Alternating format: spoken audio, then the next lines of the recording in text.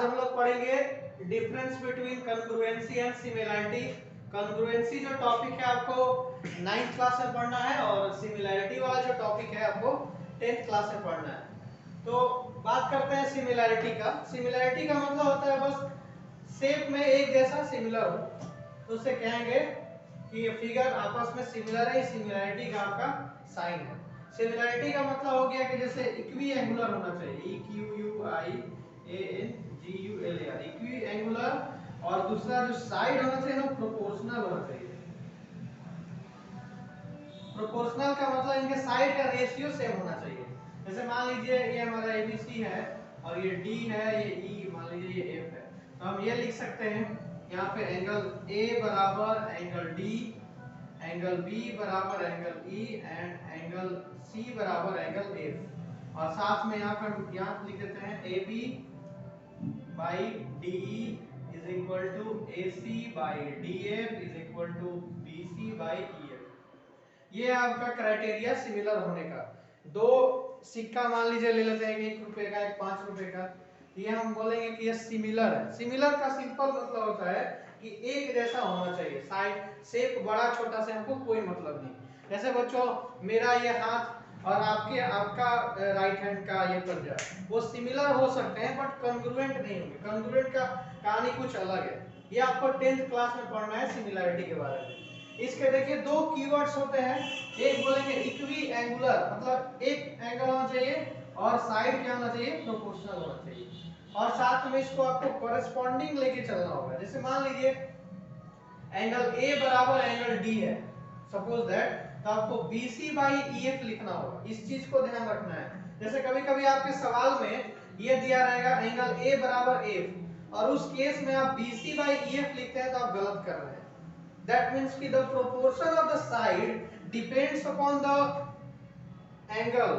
The angle which is congruent in front of that side will be proportional. That means कि if I write angle B is equal to angle D, then we have to write AC by EF। तो इस बात का हम लोग ध्यान रखेंगे। जैसे इसको हिंदी में आपको हम बताते हैं, जो एंगल बराबर होगा उसके सामने के साइड का रेशियो लेना है। अभी हम नॉर्मली लिख दिए हैं A बराबर D, B बराबर E और C बराबर है, तो आप ऐसे लिख सकते हैं। बट अगर ये सिमिलर एंगल का केस अगर बदल दिया जाए तो आप इसको नहीं लिख सकते कि इधर वाला है तो ये होगा। It totally depends upon the similar angle. तो ये आपका सिमिलैरिटी का कहानी। बट कॉन्ग्रुएंसी में कुछ अलग है। कॉन्ग्रुएंसी में you have to show the three information from your question, either from your concept.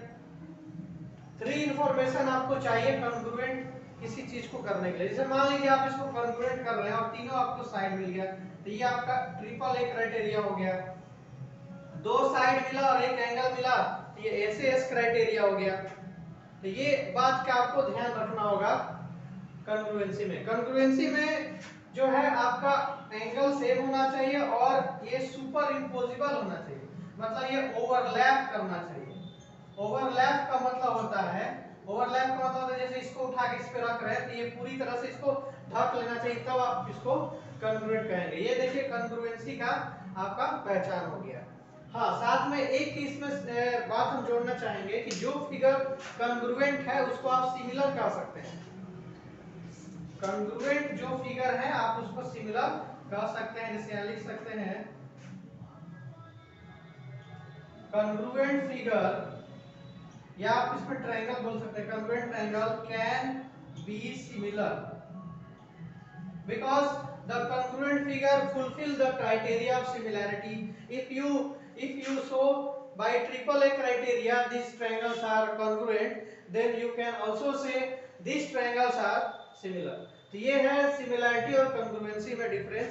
जहां-जहां आप कॉन्ग्रुएंसी शो कर रहे हैं वो सिमिलैरिटी वाला क्राइटेरिया लगेगा। अब हम लोग इस बात का ध्यान रखेंगे कि कॉन्ग्रुएंट दिखाने के लिए क्या चाहिए। तो हमको तीन इंफॉर्मेशन चाहिए। ये तीन इंफॉर्मेशन में आपके जैसे आप पढ़ते होंगे कि ट्रायंगल के 6 पार्ट्स होते हैं, तो 6 पार्ट में आपका 3 साइड होता है और 3 एंगल होता है। अब इन 6 पार्ट्स में से कोई भी 3 पार्ट आप ले सकते हैं कॉन्ग्रुएंट दिखाने के लिए। ये निर्भर करता है कि आपका सवाल किस टाइप से दिया हुआ है। जब और जो कंग्रुएंसी क्राइटेरिया आप लगाएंगे वो आपके इंफॉर्मेशन पर डिपेंड करता है। जैसे मान लीजिए कहीं आपको 90 डिग्री सेम मिल गया और हाइपोटेनस मिल गया, देन आप कह सकते हैं आरएचएस क्राइटेरिया पे ये सिमिलर हो गए। तो सिमिलर हो गए तो इसके कॉरेस्पॉन्डिंग पार्ट बराबर होंगे। इसको शॉर्ट में आप लोग पढ़े हुए सीपीसीटी बोला जाता है, congruent part of corresponding triangle are equal. Corresponding पकड़ने का तरीका आपको हम यहाँ पे बता चुके हैं। अब इसका यूज हम नेक्स्ट वीडियो में देखेंगे। 10 मिनट का